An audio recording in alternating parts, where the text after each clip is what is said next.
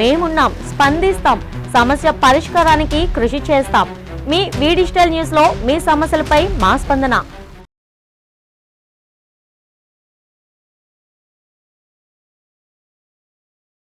విశాఖ మహానగరంలో చిన్నపాటి వర్షం కురిస్తే చాలు వీధులన్నీ జలమయమై డ్రైనేజీలు పొంగి పొర్లుతున్నాయి. కానీ ఆకాశం నుంచి పడుతున్న అమూల్యమైన వర్షపు నీరు మాత్రం ఒక్క చుక్క కూడా నేలలోకి ఇంకకుండా మురుగు కాలువల గుండా సముద్రం పాలవుతుంది. నగరం నలుమూలల అంబరానంటి బహుళ అంతస్తుల భవనాలు వెలుస్తున్నా కనుచూపు మేరలో ఒక్క ఇంకుడు గుంత కూడా కనిపించకపోవడం గమనార్హం. విశాఖ నగరంలో వాతావరణం క్షణాల్లో మారిపోతూ ఆకాశం మేఘావృతమై ఉరుములు మెరుపులతో కుండపోతగా వాన విరుచుకుపడుతుంది. ఆ నీరంతా వీధుల్లో ఉరకలెత్తుతూ ఆపై మురుగు కాలువల ద్వారా వృధాగా కొట్టుకుపోతుంది. విశాఖ మహానగరం శరవేగంగా విస్తరిస్తూ ఆకాశమే హద్దుగా బహుళ అంతస్తుల భవనాలు వెలుస్తున్నాయి. కానీ ప్లాన్ అనుమతి సమయంలో కాగితాలపై చూపించే ఇంకుడు గుంతలు ఆచరణలో మాత్రం ఎక్కడా కనిపించడం లేదని విశాఖ వాసులు తీవ్ర ఆవేదన వ్యక్తం చేస్తున్నారు. ఇంకుడు గుంతలు అన్నది చాలా కీలకం, కానీ ప్రభుత్వం దాని మీద ఏమాత్రం కూడా శ్రద్ధ చూపించట్లేదు. ఇక్కడ దగ్గరలో మాకు అమెరికన్ హాస్పిటల్ ఉంటుంది. అమెరికన్ హాస్పిటల్ దాని మీద శ్రద్ధ చూపించి మరి ఇంకుడు గుంతలు అన్నది ప్రతి బోరు పక్కని ప్రతి ఇంట్లో తీయాలి. తీస్తే అదనంగా మీకు దానికి అయ్యే ఖర్చు ఇస్తామని చెప్పి మరి వాళ్ళు ఒక స్వచ్ఛంద సంస్థ చేస్తుంది. కానీ ప్రభుత్వం మటుకు దీని మీద ఏమాత్రం శ్రద్ధ చూపించలేదు. ఒక ఇంకుడు గుంత తీయడం వల్ల ఆ రోజు వర్షాలు పడిన వాళ్ళు ప్రతి ఒక్కరికి కూడా ఖచ్చితంగా ఈరోజు బోర్లు ఎండిపోకుండా ఉన్నాయి. చాలా ఇళ్ళకి ఇప్పటికీ బోర్లు ఎండిపోకున్నాయి అంటే వాళ్ళ పక్కన కంపల్సరీ ఇంకుడు గుంత ఉంది. మొన్నే నేను ఒకళ్ళని అడిగాను, ఏం మీకు నీరు వస్తుంది అంటే అందరికీ నీళ్ళు రావట్లేదంటే మాకు ఇంకుడు గుంత ఉందండి అందుకే నీళ్ళు వస్తున్నాయి, అదే మమ్మల్ని కాపాడిన అన్నారు. అంటే ఇంకుడు గుంత ఎంత ఉపయోగం ఉన్నది ఒకసారి ఆలోచించండి. నిన్న వర్షం పడ్డది, పడక నిన్న వర్షం పడ్డది. మరి ఈ వర్షం అంతా ఎక్కడికి వెళ్ళిపోయింది? మొత్తం కాళ్ళలోకి పోయింది. అదే ఇంకుడు గుంత ఉంటే ప్రతిదీ కూడా ఈరోజు ఖచ్చితంగా బోర్లో ఈరోజు నీరున్నాయి. ఇక్కడ అంతా సమస్య ఏంటంటే మంచినీళ్ళు కొలాయిలు ఇవ్వకపోయినా బోర్లతో బ్రహ్మాండంగా ప్రతి ఒక్కరికి ఉన్నాయి, దాని మీద గట్టనయ్యారు. కానీ బోర్లు కూడా ఎండిపోవడం వల్ల పెద్ద సమస్య అయిపోయింది. ఎందుకు బోర్లు ఎండిపోయింది? ఇక్కడ హాస్పిటల్ వచ్చాయి, అక్కడి నుంచి మురసల్లో నీరు ఎండిపోయింది. ఇలా గవర్నమెంట్ ఇలాంటి వచ్చి అప్పుడప్పుడైనా కనీసం ఇంకుడు గుంతలు తీయండి, మీకు అయ్యే ఖర్చు ఇస్తాం ఏమని చెప్పి అంటే ఖచ్చితంగా ఇది ఒక ప్రభుత్వం కూడా ఒక యుద్ధపాత్మకంగా ఇంకుడు గుంతలు తీయాలి, కంపల్సరీ తీసుకోవాలి. ఇక ఉన్న వాళ్ళకి ఈ సమస్య ఈరోజు తీరలేదు, ఈరోజు వాళ్ళకి సమస్య పరిష్కారం అయింది. మీకు ఇంకుడు గుంత లేకపోవడం ఈ సమస్య ఉంది, అది ఖచ్చితంగా చేయొచ్చు. కానీ ప్రభుత్వం గ్యారెంటీ ఇంకుడు గుంతల మీద శ్రద్ధ పెట్టాలి. పెట్టుంటే మంచినీళ్ళు ఈరోజు వృధాగా పోవు, వర్షం నీళ్ళు వృధాగా పోవు, ఖచ్చితంగా ఆ నీళ్ళు వాళ్ళకే ఇవ్వబడతాయని చెప్పి మేము గ్యారెంటీగా ప్రజల్లో ఉన్నది. అక్కడ ప్రజలు చాలా మందికి ఉపయోగపడదు కూడా. అది మేము గత 3 నెలల నుంచి మంచినీళ్ళ సమస్య మీద గట్టిగానే అధికారులు కలుస్తున్నాం, ఏఈ గారిని కలుస్తున్నాం, అయినా పట్టించుకోకుండా నీళ్ళు ఇవ్వటం లేదు. 3 రోజులకు ఒకసారి 4 రోజులకు ఒకసారి, అది రాత్రి 10 గంటలకి 11 గంటలకు ఇస్తున్నారు. మనిషికి 5 బిందెల చొప్పునే ఇస్తున్నారు. అది ఒక్కొక్కరి దగ్గర 2000 ఉదూ తుఫాన్లో చాలా మందికి ఇంకుడు గొయ్యలు తవ్వారు. ఆ ఇంకుడు గొయ్యల వల్ల ఇంకుడు గొయ్యలు ఎక్కడైతే ఉన్నాయో అవి ఇప్పుడు మళ్ళీ రీఓపెనింగ్ చేసి ఇంకుడు గొయ్యలో నీళ్ళు వచ్చేటట్టు వేసుకుంటున్నారు. ఇంకుడు గొయ్యలు వస్తే బోర్ వస్తుందేమని చెప్పి ఆ విధంగా బోర్ కూడా ఇంకుడు గొయ్యలో రెగ్యులర్గా ఏమైనా నీళ్ళు వేసినట్లయితే బోర్లు కూడా వస్తున్నాయి. మరి ఆ బోర్ వచ్చినప్పుడు ఎక్కడ ఇంకుడు గొయ్య లేదు. అప్పుడు ఉదూ తుఫాన్లో వేసినవన్నీ ఇంకుడు గొయ్యలు మూతపడిపోయాయి, కొన్ని మాత్రమే ఉన్నాయి. అదే పరిస్థితి మళ్ళీ ఇప్పుడు తీసుకొచ్చినట్లయితే ప్రభుత్వం ఇంకుడు గొయ్యలు తీసుకొచ్చి ఆ ఇంకుడు గొయ్యల ద్వారా బోర్లు పనిచేసేటట్టు భవిష్యత్తులోనే ఉపయోగపడుతుంది. ఇప్పుడు కూడా వీధి బోర్లు పూర్తిగా ఎండిపోయి రద్దయిపోయి మొత్తం ప్రభుత్వం మాత్రం ఆ బోర్ల దృష్టి మాత్రం కార్పొరేషన్ వాళ్ళు బోర్ల దృష్టికే వెళ్ళలేదు. మేము ట్యాంకుల ద్వారాగా వాటర్ ఇస్తున్నాం కదా, అది కొట్లాడుకొని మీరు 3 బిందులో 4 బిందులో పట్టుకోండి 3 రోజులకో 4 రోజులకో అని చెప్పి చేతులు వదిలించుకునే పని చేసింది. మేమైతే ఏ గారికి మనం ఒకటే చెప్పాము, ఎమ్మెల్యే గారికి కూడా మాట్లాడుతూ చెప్పాము, మీరు దీని మీద దృష్టి పెట్టుకోండి. మీరు ట్యాంకర్ బుక్ చేసుకుంటే ఇవాళ ట్యాంకర్ కానీ బుక్ చేస్తే 600 రూపాయలు పెట్టి ట్యాంకర్ బుక్ చేసుకుంటే 10 నిమిషాల్లోనే ట్యాంకర్ వస్తుంది. ఆ ట్యాంకరు ఎంతమంది వేసుకోగలుగుతారు? ఆ ట్యాంకర్ ఎవరికి డబ్బులు ఉంటాయి ప్రతిరోజు ట్యాంకర్ వేసుకోవడానికి? ఆ విధంగా ట్యాంకర్లు వేసుకోలేరు. ప్రభుత్వమే పట్టించుకొని ఇవాళ హాస్పిటల్స్ ఎన్ని హాస్పిటల్స్ ఉన్నాయి, హాస్పిటల్ మీద ఒకసారి మేము దాడి చేసాం, వద్దు బోర్లు మూసివేయండి, వాటర్ ఫిలప్ చేసుకోండి, ఎక్కడో తెచ్చి ట్యాంకుల ద్వారా కొనుక్కోండి అని చెప్పాం.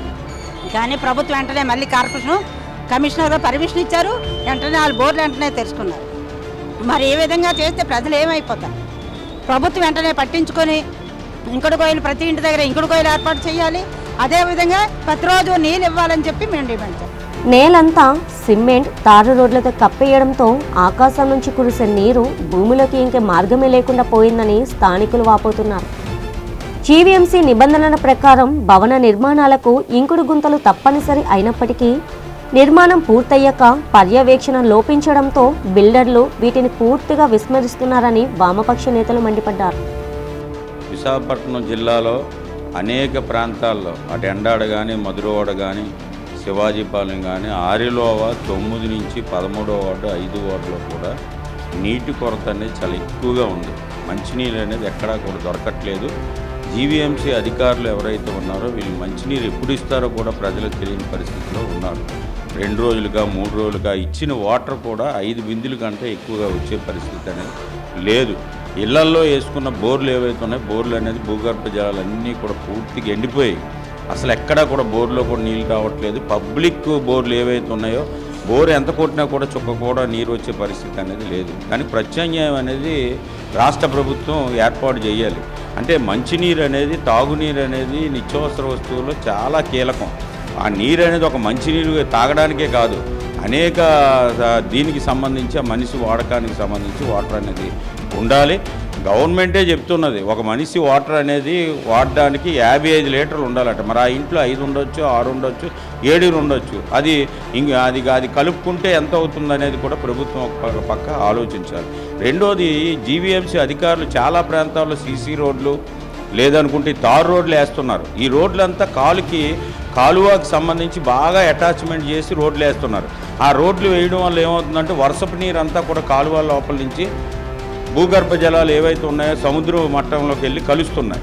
మరి దానికి 2 అడుగులు అనేది వదిలేస్తే వర్షం పడేటప్పుడు ఆ భూమిలో నీరు ఇంకుతుంది కాబట్టి భూగర్భ జలాలు కొన్నాళ్ళ దాకా అది ఉంటుంది. అది ఆ జీవీఎంసీ అధికారులు అది చేయట్లేదు, పూర్తిగా ఆ రోడ్లు వేస్తున్నాడు. రెండోది యుద్ధ ప్రాతిపాదిక మీద ఈ రాష్ట్ర ప్రభుత్వం అనేది యుద్ధ ప్రాతిపాదిక మీద అన్ని ప్రాంతాల్లో అనేది ఇంకుడు గోతులు అనేది ఏర్పాటు చేయాలి. ఏర్పాటు చేయకపోతే విశాఖ జిల్లా అంతా కూడా తాగునీరుతో ప్రజలంతా కూడా అల్లాడే పరిస్థితి అనేది ఉంది. గత తమిళనాడులో చూసాం ఎంత అక్కడ వాటర్ అనేది కొనుక్కోడే సంస్కృతి అనేది అక్కడే ఏర్పడింది.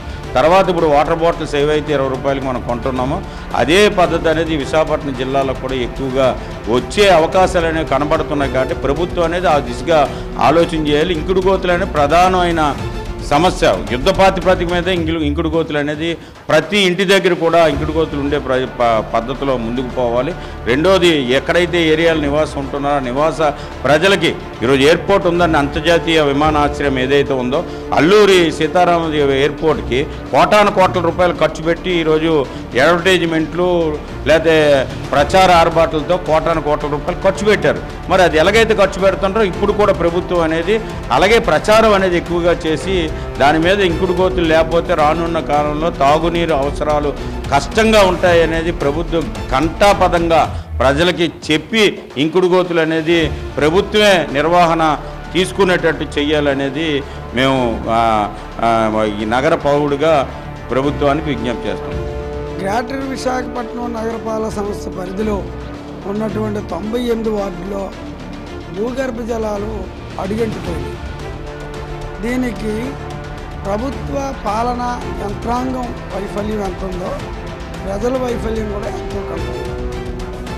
ప్రభుత్వ పాలనా యంత్రాంగం వైఫల్యం ఏంటంటే గతంలో ఇల్లు నిర్మించుకోవడానికి ఎవరైనా ప్లాన్ అప్రూవల్ కోసం అధికారులకు పెడితే ఖచ్చితంగా మీరు ఇంకుడు గుంత ఖచ్చితంగా మీ ఇల్లు నిర్మాణంలో ఒక భాగం చేయాలని ప్రత్యేకమైన నిబంధనలు పెట్టి అమలు చేసేవారు. దీనివల్ల వర్షాధారం వచ్చినప్పుడు, వర్షాలు వచ్చినప్పుడు, తుఫాన్లు వచ్చినప్పుడు ఆ తుఫాన్ల వల్ల వచ్చినటువంటి నీరు అంతా ఇప్పుడు నగరం అంతా సిమెంట్ రోడ్లు, తారు రోడ్లు అయిపోయింది. కాబట్టి ఇంకుడు గుంతల వలన లోపలికి వెళ్తే అవి నిలవ ఉంటే భూగర్భ జలాలు స్థాయి పైకి పెరుగుతుంది. కాబట్టి ఆ నిబంధనలు ఉండేవి. ఇప్పుడు ఆ నిబంధనలు అధికారులు తొంగలో దొక్కేశారు. మనకి ఏదైనా ఆరంభ స్వరత్వం తప్ప అది ఖచ్చితంగా అమలు జరిపే పద్ధతి అధికారుల్లో ఉండదు. ఉదాహరణకి జీవీఎంసీ కమిషనర్గా రామాంజనేయులు గారు ఉన్నప్పుడు ఈ నగరంలో ఫ్రీ లెఫ్ట్ అని పెట్టారు. ఫ్రీ లెఫ్ట్ అంటే వాహనదారులు లెఫ్ట్ సైడ్ వెళ్ళేటప్పుడు సిగ్నల్తో సంబంధం లేకుండా ఫ్రీగా వెళ్ళిపోయేటట్టు చెయ్యాలని చేశారు, అమలు జరిపాడు ఆయన. ఇంక రెండోది, బిల్డింగులు, అపార్ట్మెంట్లు, బహుళ అంతస్తుల ప్రాజెక్టులు ఏవైనా వస్తే సెల్లార్లో ఖచ్చితంగా పార్కింగ్ కోసం కేటాయించాలనే ఖచ్చితమైన నిబంధనలు ఉండేవి. ఇప్పుడు అవి ఏమి లేవు. ఆయన్ని కూడా ఆడిపోసుకున్నారు. మొత్తం మీద ప్రజాప్రతినిధులు అందరూ కలిపి ఈయన మా మాట వినటం లేదు, మా ఆటలు సాగడం లేదని ట్రాన్స్ఫర్ చేశారు. ఆయన ఏమో తర్వాత ఎక్కడికో కమిషనర్గా లేకపోతే చీఫ్ సెక్రటరీగా వెళ్ళాడు. ఇప్పుడు రిటైర్ అయిపోయాడు, తెలుగుదేశం పార్టీలో ఎమ్మెల్యే అయిపోయాడు. అదొక పార్ట్. రెండోది, ఖచ్చితంగా ఇంకుడు గుంటలు ఉండాలి. దానికి జీవీఎంసీ అధికారులు తక్షణ చర్యలు తీసుకోవాలి. ఇంకొక పక్క ఈ నగరంలో లేకపోతే ఈ జిల్లాలో ఎక్కడైనా ఉన్నటువంటి చెరువులన్నీ, ఆ చెరువులు ఇప్పుడు ఎన్ని అందుబాటులో ఉన్నాయి, వాటిని బాగు చేస్తే నీటి నిల్వలు పెరుగుతాయి. ఉదాహరణకి మధురవాడ ప్రాంతంలో ఉన్నటువంటి చెరువులన్నీ, విశాఖపట్నం జిల్లాలో ఉన్నటువంటి చెరువులన్నీ, జీవీఎంసీ పరిధిలో ఉన్నటువంటివన్నీ జీవీఎంసీ అధికారులు వాటి నీటి నిల్వల కోసం సరైన చర్యలు తీసుకొని వాటిని జేసీబీ పెట్టి మరింత లోతు చేస్తే చెరువులు చుట్టూ వాకింగ్ ట్రాక్ పెడుతున్నారు కొన్ని చోట్ల, చాలా సంతోషమే. ఇంకా సరిపోదు. ఒక్క చెరువు నీరు నిల్వ ఉంటే దాదాపు 10 కిలోమీటర్ల వరకు భూగర్భ జలాలు నిల్వ ఉంటుంది. ఆ నివాస ప్రాంతంలో ఉన్నటువంటి వాళ్ళకి నీటి ఎద్దడి ఉండకుండా కాపాడుతుంది. ఈ చర్యలు చేయడానికి ఎవరో ప్రభుత్వంలో ఉన్నటువంటి అధికారులు జీవీఎంసీ అధికారుల మీద ఒత్తిడి తెచ్చి చెరువులన్నీ ఖచ్చితంగా యుద్ధ ప్రాతిపదిక మీద బాగు చేయాలా, నీటి నిల్వలు పెరగడానికి కావాల్సిన చర్యలన్నీ తీసుకొని ఈ 98 వార్డులు రేపు 120 అవుతావో 150 అవుతాయో అది వేరే సంగతి. కానీ ఇప్పుడు 23 లక్షల జనాభాని జిల్లా కలెక్టర్ గారు ఓటర్ లిస్ట్ తేల్చారు. జనాభా ఏమో 23 లక్షలు అయింది.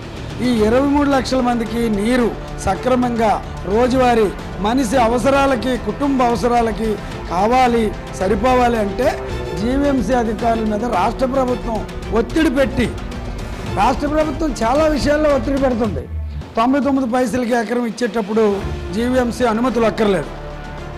ఇంకేమైనా భూములు రెగ్యులైజేషన్ చేసేటప్పుడు, ఉదాహరణకు గీతంకి 54 ఎకరాలు రెగ్యులైజేషన్ చేశారు. ఏ జీవీఎంసీ పాలకవర్గం అనుమతులు వద్దన్నా చేసేశారు. మేము కూడా ఆందోళన చేసాం. ఇటువంటివి ఒత్తిడి పెడతారు కదా, ప్రజలకు పనికొచ్చే పనుల మీద జీవీఎంసీ అధికారుల మీద ఒత్తిడి పెట్టి ఖచ్చితమైన నిబంధనలు పెట్టి ప్రతి ఇంటికి నిర్మాణం అనుమతులు ఇచ్చేటప్పుడు ఇంకుడు గుంత కంపల్సరీ చేయాలా. చెరువులు, గడ్డలు, వాగులు వాటిని బాగు చేయాలా. ఈ నగరంలో ఉన్నటువంటి విశాఖ జనాభాకి, విశాఖ ప్రజలకందరికీ మంచినీరు, తాగునీరు ఎద్దడిలో కూడా నీళ్ళు ఇబ్బంది లేకుండా చూడాలని ప్రజలందరి తరపున భారత కమ్యూనిస్ట్ పార్టీ సిపిఐ తరపున విజ్ఞప్తి చేస్తుంది. నగరంలో రోజు రోజుకు భూగర్భ జలాలు ఇంకిపోవడానికి, అడుగంటి పోవడానికి ఇంకుడు గుంతలు లేకపోవడమే ప్రధాన కారణమని వారు స్పష్టం చేశారు. వర్షాకాలంలో నీరు కాలువల పాలై రోడ్లు తెగిపోతుంటే, వేసవి రాగానే భూగర్భ జలాలు అడుగంటి బోర్లలో నీరు రాక నగరవాసులు తీవ్రంగా అల్లాడిపోతున్నారు. కొండలపై నుంచి నగర రోడ్ల నుంచి ప్రవహించే స్వచ్ఛమైన వర్షపు నీరు నేరుగా మురుగు కాల్వలో కలిసి సముద్రంలోకి వెళ్ళిపోతుంది.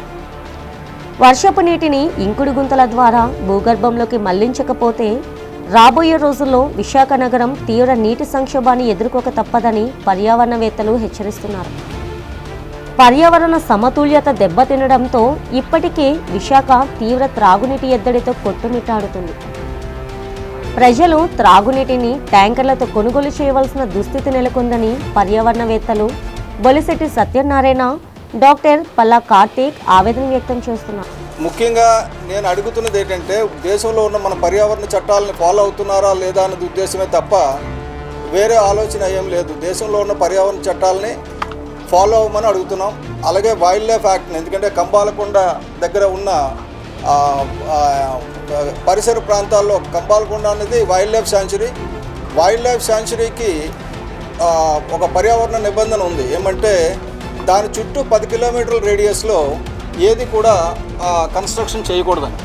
10 కిలోమీటర్ల రేడియస్ అంటే నేను ఆల్రెడీ అక్కడ పెట్టించాను అవతల. ఇది 5 కిలోమీటర్ల రేడియస్ అండి. ఈ 5 కిలోమీటర్ల రేడియస్లో అంటే 1 కిలోమీటర్ రేడియస్లోనే ముడిసర్లవ రిజర్వాయర్ ఉంది, 2-3 కిలోమీటర్ల రేడియస్లోనే తుర్లువాడ ఉంది. సో ఈ 2 డేటా సెంటర్స్ కూడా 5 కిలోమీటర్ల లోపల వచ్చాయి.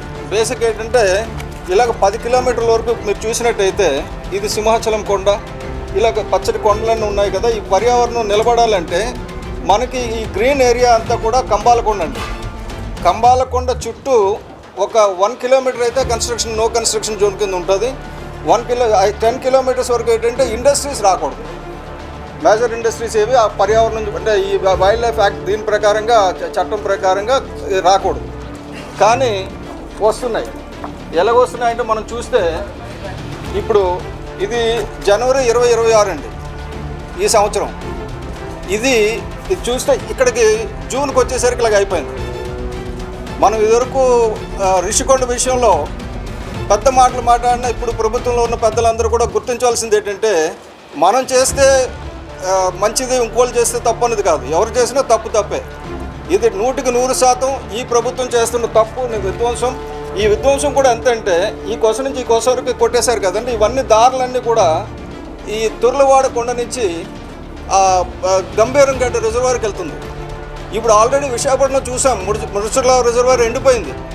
ఎందుకు ఎండిపోయిందంటే అటుపక్క క్యాచ్మెంట్ ఏరియాలో కన్స్ట్రక్షన్స్ వస్తున్నాయి, ఇటు కంబాలకొండ వైపు ఇటు సింహాచలం వైపు కూడా క్యాచ్మెంట్ ఏరియాలో కన్స్ట్రక్షన్స్ వస్తున్నాయి.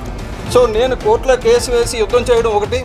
నేను రిక్వెస్ట్ చేసింది ఏంటంటే మన ఈ ప్రభుత్వ అధికారులు కానీ రాకపోతే ఈ ప్రాజెక్ట్ కడుతున్న వాళ్ళు కానీ మీరు ఈ దేశంలో చట్టాలను ఉల్లంఘించకండి. నేను అది ఒకటే రిక్వెస్ట్ చేస్తున్నాను. ఈ దేశంలో ఉన్న చట్టాలను ఉల్లంఘిస్తూ ఏం చేసినా సరే డెఫినెట్గా చట్ట ప్రకారంగా కూడా వాటికి వ్యతిరేకించాల్సి వస్తుంది. నమస్కారం అండి, నా పేరు డాక్టర్ పల్లా కార్తిక్ అండి. ఈరోజు మన పర్యావరణం వల్ల వచ్చిన మార్పుల వల్ల చాలా ప్రాబ్లమ్ ఫేస్ చేస్తున్నామండి. మెయిన్గా వాటర్ క్రైసిస్ అండి. మనకున్న విశాఖపట్నం నార్త్ కోస్ట్ అంటారు. విశాఖపట్నానికి 85 MGD అంటారు sir, million gallons of water అంటారు. అంటే 32 కోట్ల లీటర్ల వాటర్ పర్ డేకి విశాఖపట్నం రిక్వైర్మెంట్ ఉంది సార్.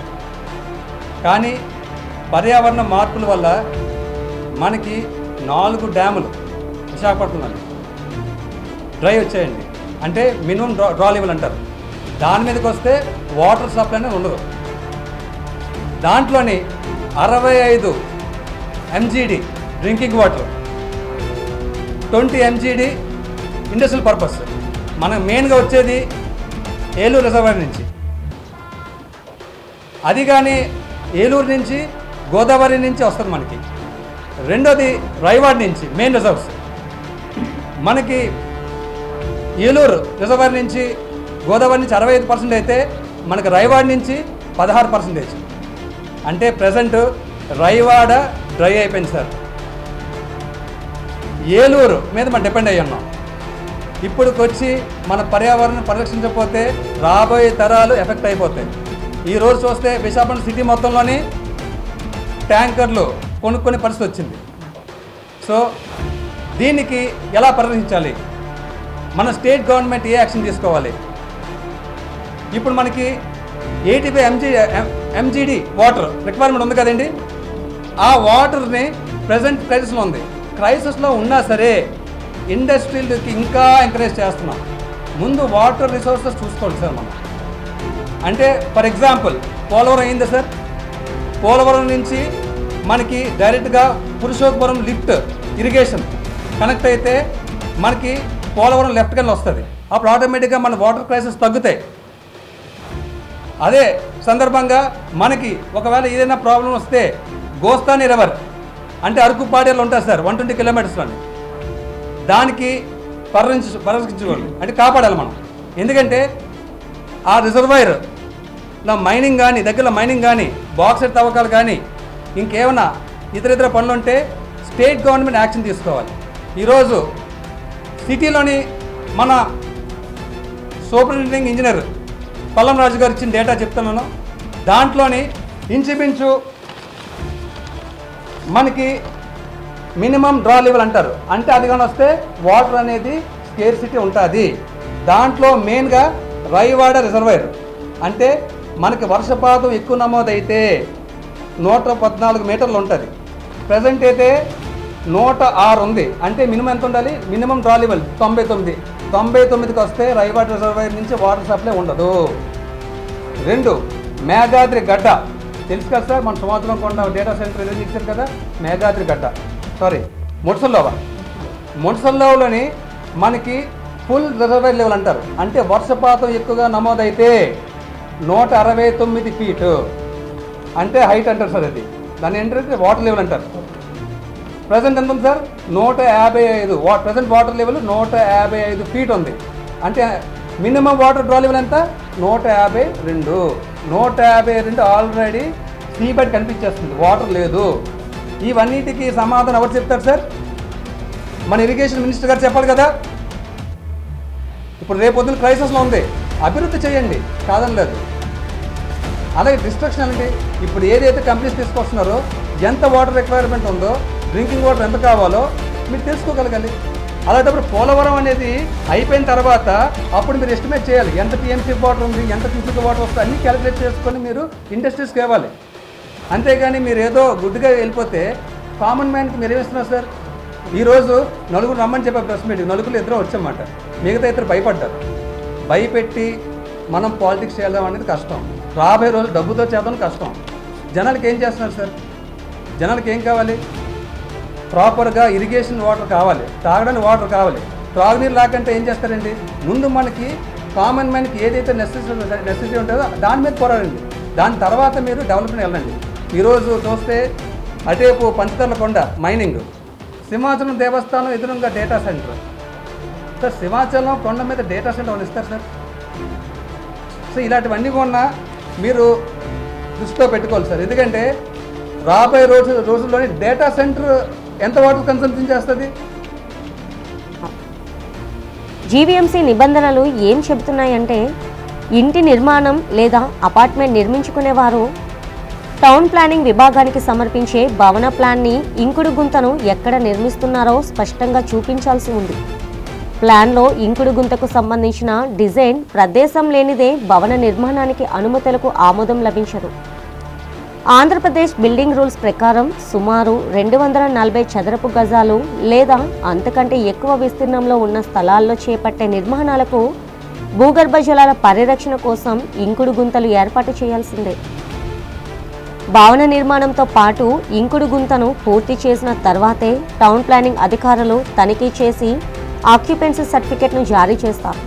మరి జీవీఎంసీ అధికారులు ముడుపుల మత్తులో ఇంకుడు గుంతలు లేకుండా ఆక్యుపెన్సీ సర్టిఫికెట్ జారీ చేస్తూ తమ సంపూర్ణ సహాయ సహకారాలు అందిస్తున్నారు. ఫలితంగా భూగర్భ జలాల నిలువలు రోజురోజుకు తరిగిపోతున్నాయి.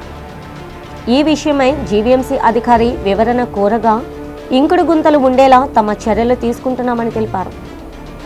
ఇంకుడు గుంతలు లేకపోతే ఆ భవనాలకు ఆక్యుపెన్సీ సర్టిఫికెట్ జారీ చేయమని స్పష్టం చేశారు.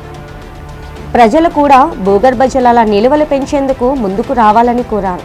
ఈ నేపథ్యంలో వి డిజిటల్ మీ సమస్యలపై మా స్పందన ద్వారా సంబంధిత అధికారులు తక్షణమే స్పందించాలని, ఇంకుడు గుంతలు ప్రతి ఒక్కరూ ఏర్పాటు చేసే విధంగా చర్యలు తీసుకోవాల్సిన అవసరం ఉందని తెలియజేస్తూ ఈ దిశగా ప్రజా చైతన్యంతో పాటు జీవీఎంసీ అధికారులు కఠినమైన నిబంధనలు అమలు చేయాలని, నిబంధనలు ఉల్లంఘించిన బిల్డర్లపైన, ఇంటి యజమానులపైన చర్యలు తీసుకోవాలని నగర ప్రజల తరపున డిమాండ్ చేస్తుంది.